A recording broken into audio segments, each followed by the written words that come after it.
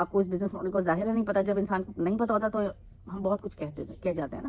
اس چیز سے کچھ نہیں ہوتا, اس برگر سے کچھ نہیں ہوتا, 50 روپیز کی پیپسی سے کچھ نہیں ہوتا, 60 روپیز کے لیز سے کچھ نہیں ہوتا. السلام علیکم, میرا نام ڈاکٹر سیام ہے اور آج میں آپ کو 2 سے 3 منٹ میں بتاؤں گی کہ ایک برگر کھانے سے کیا ہوتا ہے. آئیں شروع کرتا ہوں. ہمیں کسی فرنچائز کو کھولنا ہوتا ہے, کسی برانڈ کو اپنے ملک میں رن کرنا ہوتا ہے, ہمیں اس کی فرنچائز لینی پڑتی ہے.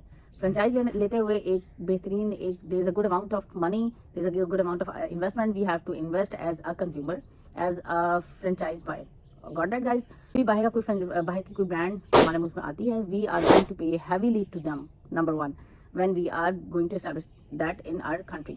And number 2, every month on sales we are going to pay the actual owner of that brand. ہم ان لوگوں کو جن کی بھی فرنچائز ہم لیتے ہیں ہم ان کو ہیویلی پے کرتے ہیں on every and of month اور مڈ آف منتھ, جیسے بھی آپ کا چلتا ہے. کبھی کبھی کوارٹرلی بھی پے کرتے ہیں کچھ فرنچائزز.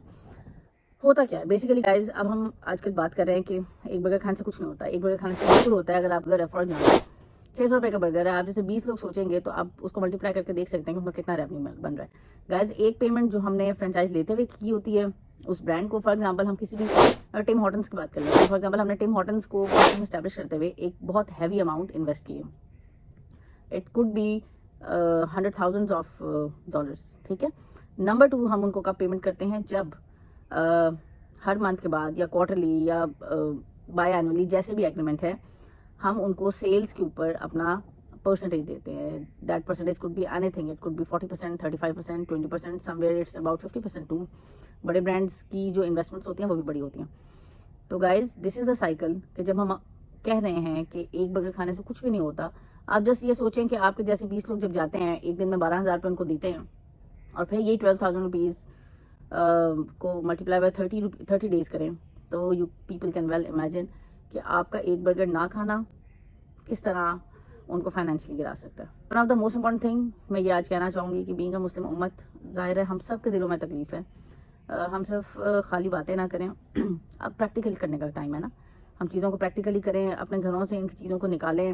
اور مزے کی بات یہ کہ اب کیونکہ ہم شیمپوز ڈھونڈ رہے ہیں, نیشنل لیول پہ بنے ہوئے شیمپوز, لوکل شیمپوز, تو ہمیں نہیں مل رہا, ہمیں کچھ بھی نہیں مل رہا. تو ہم دیکھ سکتے ہیں کہ ہمارے گھروں میں, ہماری جڑوں میں یہ چیزیں, یہ لوگ کس حد تک گھسے ہوئے ہیں. میری ریکویسٹ یہ بھی ہے کہ بھائی جب میں چینج آف مائنڈ سیٹ کی بات کرتی ہوں اور آپ لوگ مجھے اچھا خاصا سناتے ہیں کہ بھائی آپ ڈاکٹر ہو کے کیا کر رہی ہیں, تو میرا پوائنٹ یہی ہے کہ گائز دیکھیں, چینج آف مائنڈ سیٹ یہی ہوتا ہے کہ اگر آپ ڈاکٹر ہیں تو آپ کو بزنس کرنے میں کوئی آر نہیں ہے, آپ کو کبھی کوئی منع نہیں کرے گا کہ آپ بزنس نہ کریں. اگر آپ انجینئر ہیں تو آپ کو یہ شیمپو کی فیکٹری لگانے سے کوئی نہیں رکے گا کہ سر آپ تو انجینئر ہیں, آپ تو پڑھے لکھے انسان ہیں, آپ شیمپو کی فیکٹری لگا رہے ہیں. شیمپو, اور مزے کی بات ہے کہ شیمپو, صابن, ان چیزوں کی فیکٹری گھر میں کہ میرا اتنا چھوٹا سا لان ہے اس میں بھی لگ سکتی ہے.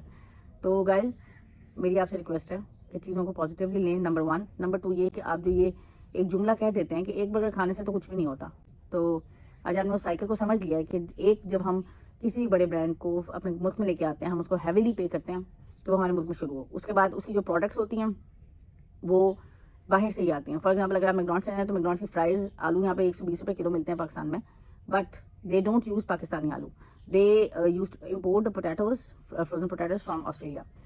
تو اونلی تھنگ از کہ آپ کو اس بزنس ماڈل کو ظاہر نہیں پتا. جب انسان کو نہیں پتا ہوتا تو ہم بہت کچھ کہہ جاتے ہیں نا. اس چیز سے کچھ نہیں ہوتا, اس برگر سے کچھ نہیں ہوتا, 50 روپیز کی پیپسی سے کچھ نہیں ہوتا, 60 روپیز کے لیز سے کچھ نہیں ہوتا. Guys, combine them all, add them all, and then just multiply it 25 crore people of Pakistan. تو اللہ تعالیٰ ہمارے لیے آسانی فرمائے اور ہمارے ایمان کی بھی حفاظت فرمائے. یہ تو بہت چھوٹے چھوٹے اسٹیپس ہیں, ہم ابھی سے ڈر گئے ہیں. ابھی تو کتنے محاذ ہیں آگے جو مسلمانوں کو لڑنا ہے. اپنا خیال رکھیے گا, اور میری باتوں کو ایک دفعہ سننے کے بعد ایک دفعہ دوسری دفعہ سنیے گا, تاکہ اس میں سے شاید کوئی 1-2 چیزیں ہوں جو آپ پک کر لیں اور آپ کے لیے بھی آسانی ہو جائے انشاءاللہ. تھینک یو, اللہ حافظ.